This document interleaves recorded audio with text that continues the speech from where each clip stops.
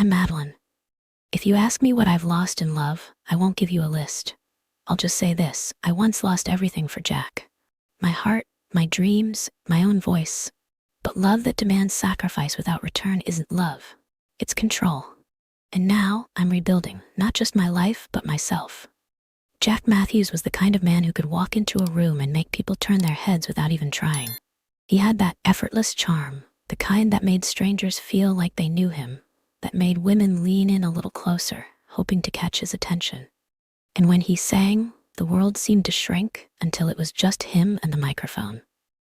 I met him before all of that, before the packed bars, before the screaming fans, before the record labels started calling. He wasn't a star yet, just a guy with a guitar and a dream too big for the rundown apartment he lived in.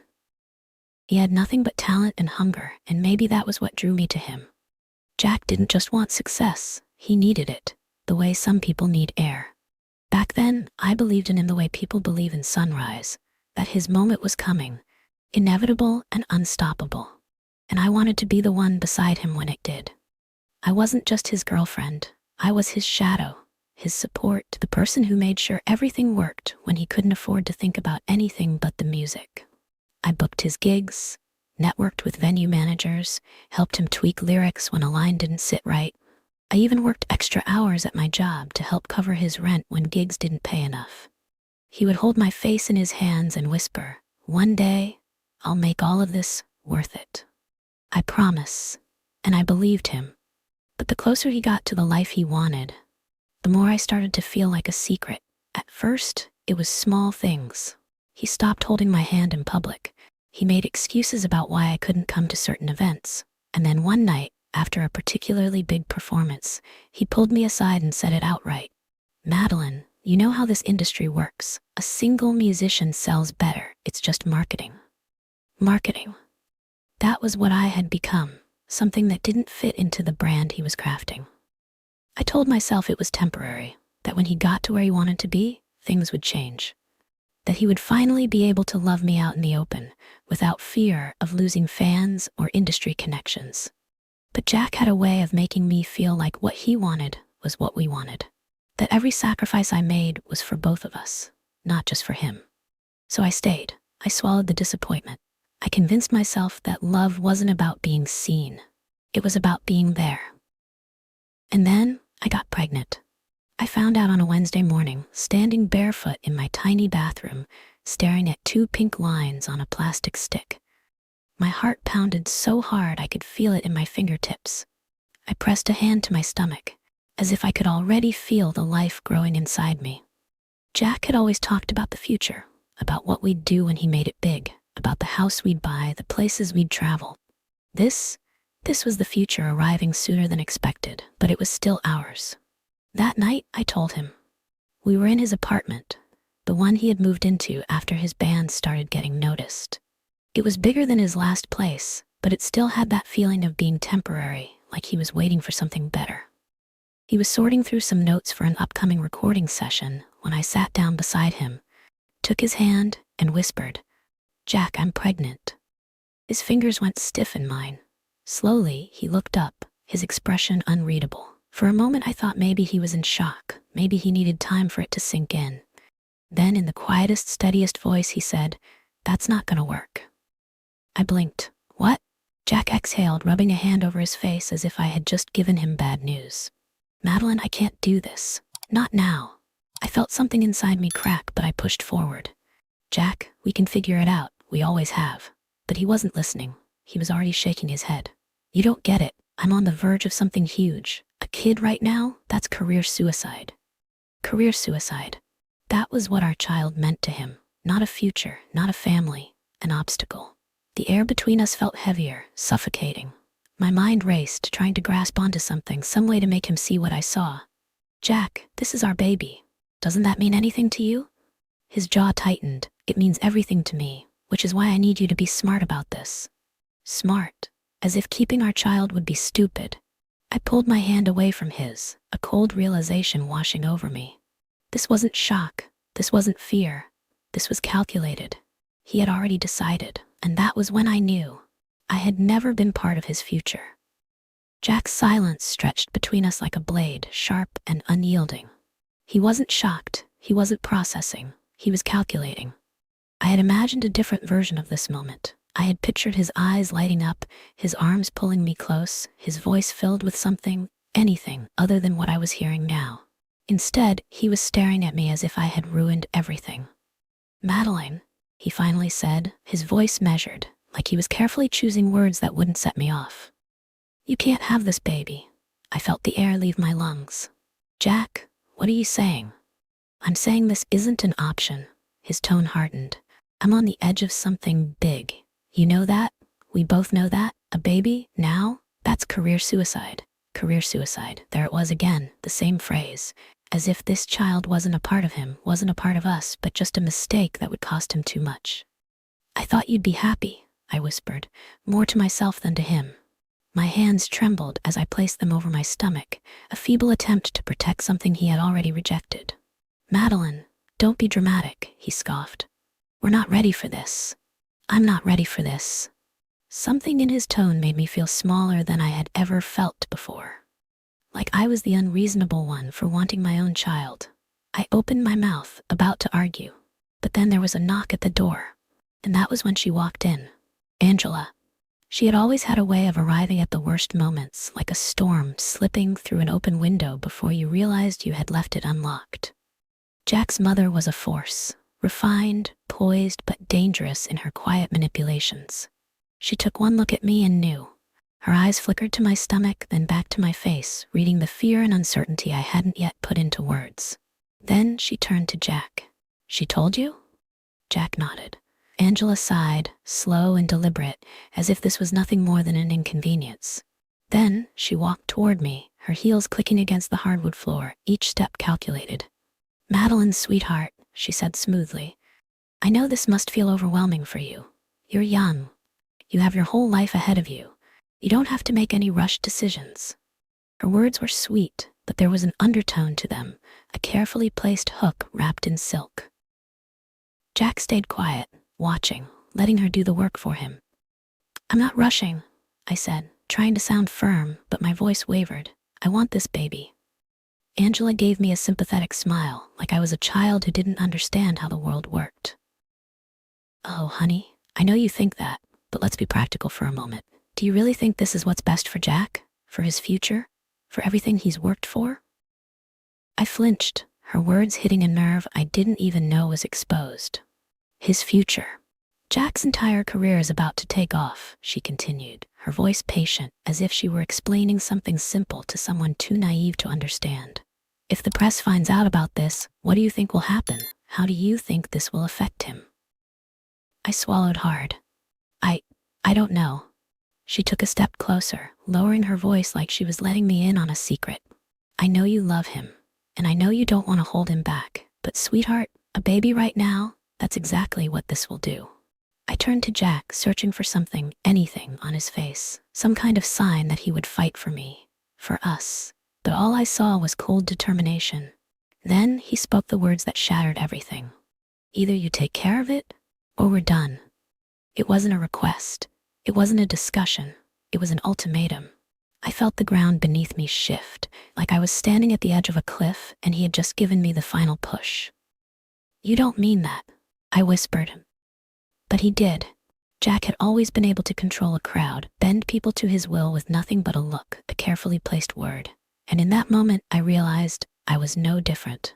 Angela placed a hand on my shoulder. "Madeline, darling, I know this is hard, but trust me, it's for the best. You can have children later, when the timing is right." Later. The word lodged itself in my throat, suffocating. Jack's eyes locked onto mine, steady, expectant. He was waiting for my answer, but we both knew there was only one choice. The choice he had already made for me. Tears burned in my eyes, but I didn't let them fall. "Not here, not in front of them," I nodded. And just like that, I chose Jack over my own child. But in reality, I had just lost everything. I thought the pain would fade. At least, that's what they said. Time heals all wounds. You'll move on. You'll feel better. But time didn't heal this.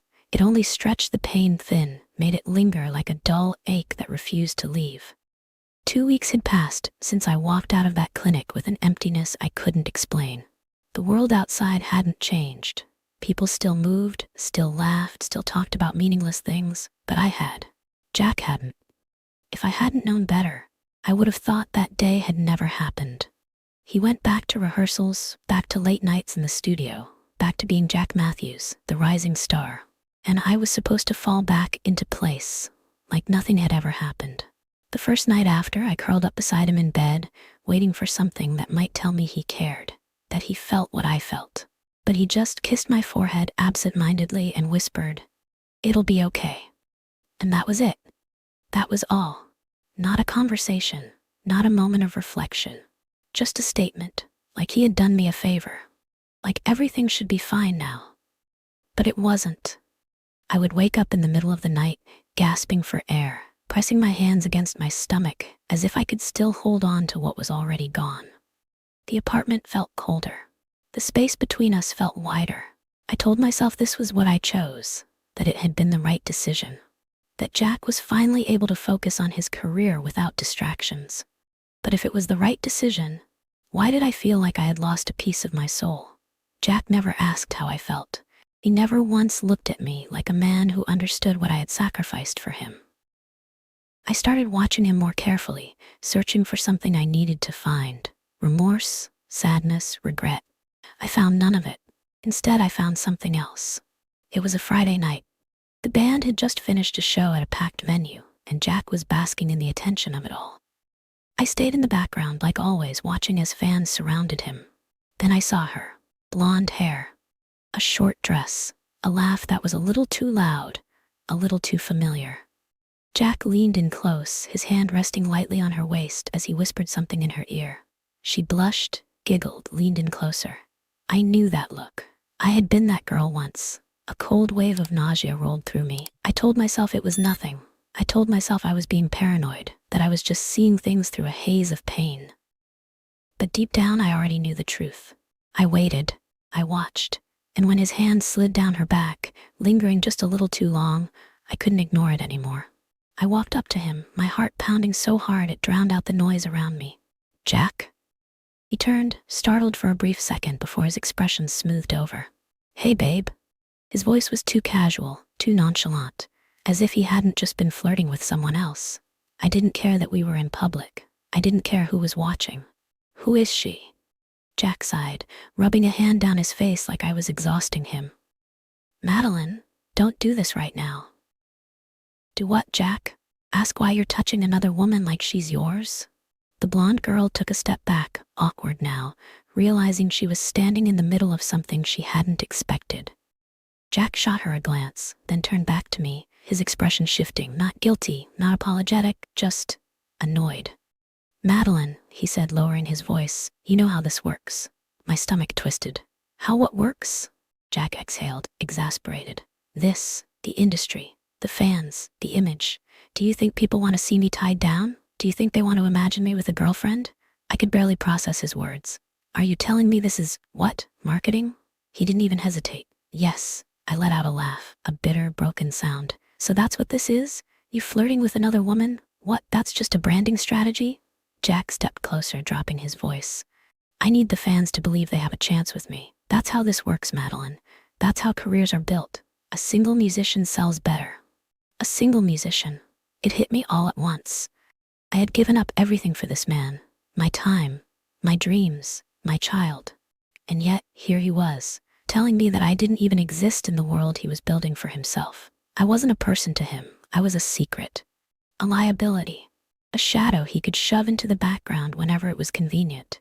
And in that moment, I knew I had never really mattered. Not to him, not to his mother, not to the life I had sacrificed myself for. I stepped back, feeling something inside me crack open, raw and bleeding. Jack must have sensed it, because his expression softened. He reached for me. "Madeline, don't overreact. You know I love you, baby, but this is bigger than us." I looked into his eyes, searching for the man I had fallen in love with. He wasn't there. I swallowed the lump in my throat, forcing myself to stay calm. I didn't scream. I didn't cry. I just whispered, "You took everything from me, Jack." Then, without another word, I turned and walked away.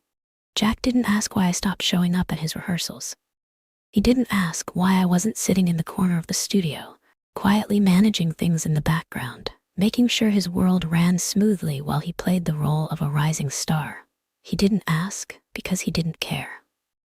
At first, I had expected him to notice, to at least acknowledge that something was different, that the woman who had once built her life around him was slipping away. But Jack thrived on attention, and as long as his audience was clapping, he didn't seem to mind that I wasn't there anymore. That should have hurt me. Instead, it freed me. For the first time in years, I had no schedule to follow that wasn't mine. No tour dates to keep track of. No late-night calls from Jack demanding that I fix something for him. But the silence left space for something else. Regret and guilt. It sat in my chest like a weight, pressing down harder every time I tried to ignore it.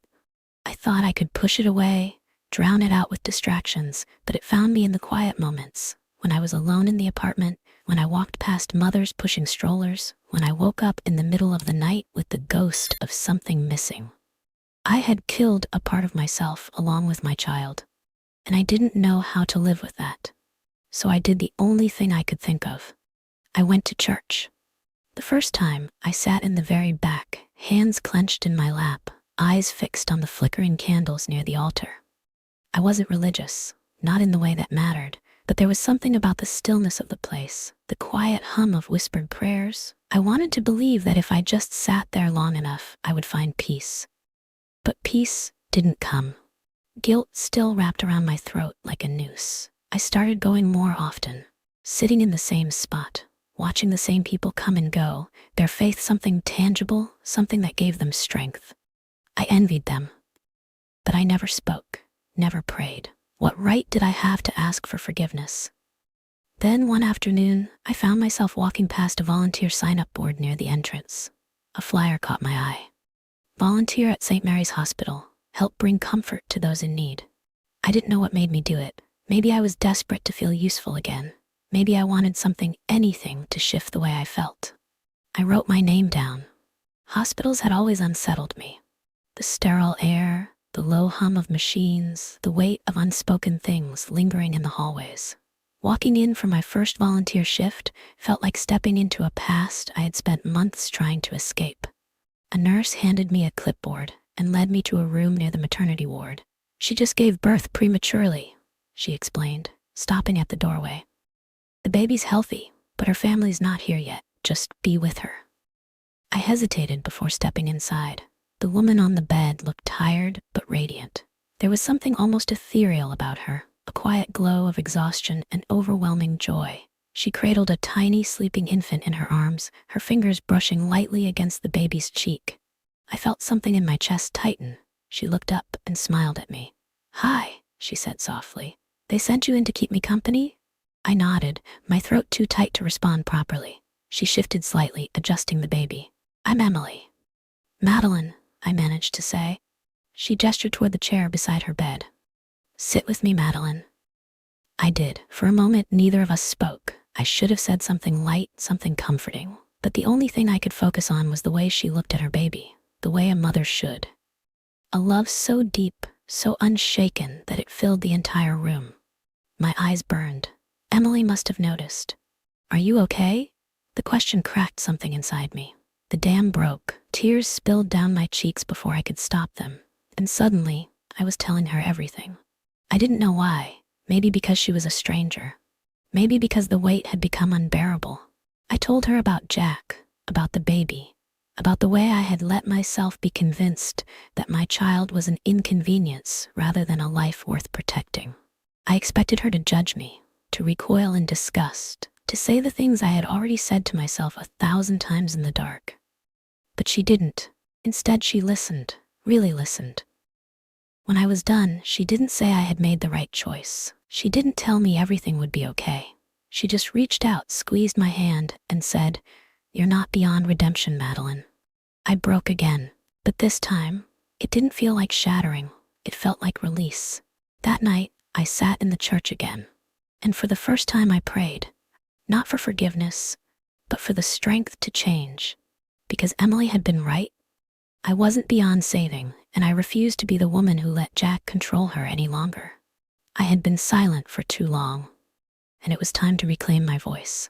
3 months had passed since I walked out of that hospital room, since I let myself cry in the presence of a stranger who did not judge me, since I first whispered a prayer asking for strength instead of forgiveness. And now, as I stood in my dimly lit bathroom staring at 2 pink lines on a pregnancy test, I realized something. I was no longer afraid. The first time I had clutched that same plastic stick with trembling hands, my heart a wild, frantic thing in my chest, 1,000 questions flooding my mind. What would Jack say? Would he be happy? Would this ruin everything? This time, the silence in my apartment was peaceful, not suffocating. I traced my fingers over my stomach, feeling the life growing inside me, and whispered, "You're safe with me." There was no hesitation, no question, no room for manipulation or control. I had already made my choice. I didn't tell Jack right away. There was no urgency this time, no desperate need for his approval, no lingering belief that this was something we needed to face together. Because I already knew his answer. And this time, I didn't care. Still, a part of me knew I had to tell him, if only to see what remained of the man I had once loved.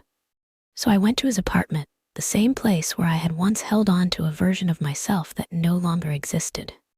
Jack opened the door, looking surprised to see me. He had grown thinner, his eyes slightly more hollow, but he still carried himself with that same arrogance, that same belief that he was untouchable.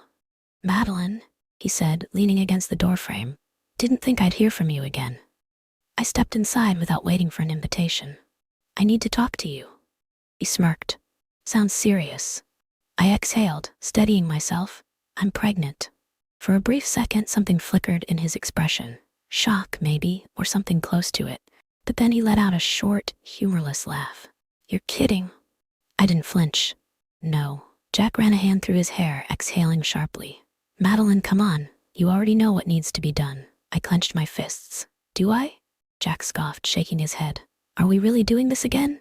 We, as if he had ever been a part of this, as if he had carried any of the pain. "Jack, I'm keeping this baby." He let out another laugh, mocking, careless, cruel. "Jesus, Madeline, you still don't get it, do you?" He took a step closer, towering over me like he always did when he wanted to assert control. "Do you really think you can handle this? On your own?" His voice was calm, but it was the same tactic he had always used. Make me doubt myself, make me second-guess my own choices. But this time I saw through it. I smiled, not out of happiness, but out of something colder, something final. "The last time I learned my lesson," I said softly. "This time it's your turn." Jack's smirk faltered. "What the hell does that mean?" "It means I don't need you," I said, feeling the weight of those words settle into my bones. "Not now, not ever." He stared at me, his confidence flickering for the first time. "Madeline, don't be stupid. You can't just—" I didn't let him finish. I turned and walked toward the door. Jack's voice followed me, sharp and irritated. "Madeline, be realistic. You need me more than you think." I paused with my hand on the doorknob, glancing over my shoulder one last time. "No, Jack," I said quietly. "I never needed you. I just thought I did." And then I left. I didn't cry. I didn't look back, because for the first time in years, I was free. The road back home felt longer than I remembered. I watched the scenery pass by through the bus window, my fingers absent-mindedly resting on my stomach. The life growing inside me was the only thing that truly felt real now. Everything else, Jack, his voice, the years I had wasted in his shadow, felt like a distant nightmare I was finally waking up from. The small town where I grew up looked the same. Quiet streets, familiar houses, a slower kind of life than the one I had chased after with Jack. For a moment, fear gripped me. Would my parents even take me back? I hadn't spoken to them in so long. Not properly. Jack had kept me isolated, convincing me that they wouldn't understand, that they'd judge me, that I was better off without them. But now, standing on their doorstep, I realized something terrifying. I had spent years choosing Jack. Now I was choosing me. The door opened before I could knock. My mother stood there, eyes widening, lips parting in a gasp. "Madeline?" The sound of my name in her voice, soft, broken, full of disbelief, was all it took. The dam broke, and before I could stop myself, I was crying. I had thought I was past this. I had thought I had found strength. But at that moment, I was just a daughter who had been lost for too long. She pulled me inside before I could say anything, holding me the way only a mother can, tight, unyielding, like she was afraid to let go. And I let myself be held. Life didn't immediately get easier. Starting over never does. But for the first time in years, I was surrounded by love that didn't demand sacrifice. My father fixed up the spare room for me. My mother stocked the kitchen with the things I used to love. They didn't push me to explain, didn't demand answers I wasn't ready to give. They just let me be. Jack, of course, did not. The texts started within days. At first, they were short. "We need to talk. I deserve a conversation, Maddie. Don't do this. Don't throw us away." Then came the calls. Then, when I ignored those two, came the emails. He was trying everything: sweet words, guilt, manipulation. And when none of it worked, the anger came. "So that's it? You just leave? You'll regret this. You can't do this alone." Each message, each attempt to pull me back in, only made me realize how much I had let him control me for years, and how much I would never let him again. So I blocked him. And for the first time, silence was not a prison, it was freedom. Jack didn't stop being Jack. He found someone else. Of course he did. A younger girl, someone fresh, starry-eyed, eager to be swept up in his world. I saw her in a few pictures online, smiling, unaware. She didn't know what he was yet. Not yet. But she would. Because the thing about men like Jack, they don't change. He played the same game. The sweet words, the promises, the control disguised as love. Until one day, it all collapsed. The first article appeared on a Thursday morning.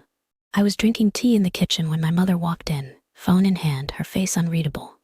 "Have you seen this?" she asked, setting it down in front of me. I didn't want to look.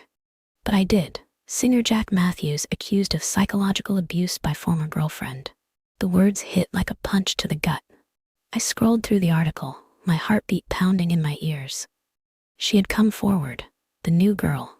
She had spoken up. She told everything. How he had charmed her, isolated her, convinced her to give up pieces of herself for him. How he had controlled her, manipulated her, pressured her to do things she hadn't wanted to do. And then the next headline: Jack Matthews dropped by record label amid allegations. Then another. More women speak out against Jack Matthews. His world was crumbling. And I felt nothing. No pity. No satisfaction. Just nothing. He had built his success on breaking women down. Now it was breaking him. His fans turned on him. His band members distanced themselves. The industry shut him out. Jack Matthews, the man who once thought he was untouchable, was nothing now. And for the first time, he knew what it felt like to lose everything. That night, I stood outside, the cool air brushing against my skin, hand resting on my stomach. I thought of my child, this child. The one I had chosen. The one who would never know what it was like to be unwanted. Because I had made sure of that. Jack was finally gone from my life. And for the first time, I could finally breathe. It had been months since I last heard his name. Months since his messages had stopped, since the world had moved on, since my own life had taken a path where he no longer existed. I hadn't thought about him in a long time. Not in a way that mattered anyway. But that morning, as I sat at the small cafe near my parents' house, my fingers idly flipping through a newspaper someone had left behind, his name resurfaced like a ghost I had almost forgotten. Jack Matthews, from rising star to forgotten failure. I blinked. For a moment, I just stared at the headline. There it was, printed in bold letters, staring back at me like some cruel reminder of a past that no longer belonged to me. I hesitated before reading further, my fingers gripping the edges of the paper as I skimmed the words. His fall from grace had been swift and unforgiving. The accusations had piled up, more women stepping forward with stories eerily similar to mine. Industry insiders had cut ties. His record label had dropped him. His band had disbanded. Once, he had been on the verge of something great. Now he was a cautionary tale. A name people whispered about in industry circles, not out of admiration, but as a warning. A career that had burned too fast, too recklessly, until there was nothing left but ashes. Jack Matthews wasn't famous anymore. He wasn't anything anymore. I set the newspaper down, exhaling slowly. I had expected to feel something. Satisfaction, maybe, some twisted sense of justice. But there was nothing. Not anger, not triumph, just peace. The kind that comes when a chapter truly ends. Madeline, I looked up. My mother had returned with our coffee, setting my cup down in front of me before sliding into the seat across from me. Her gaze flickered to the newspaper, her expression unreadable. "You saw it?" she asked. I nodded, taking a slow sip of my drink. "I did."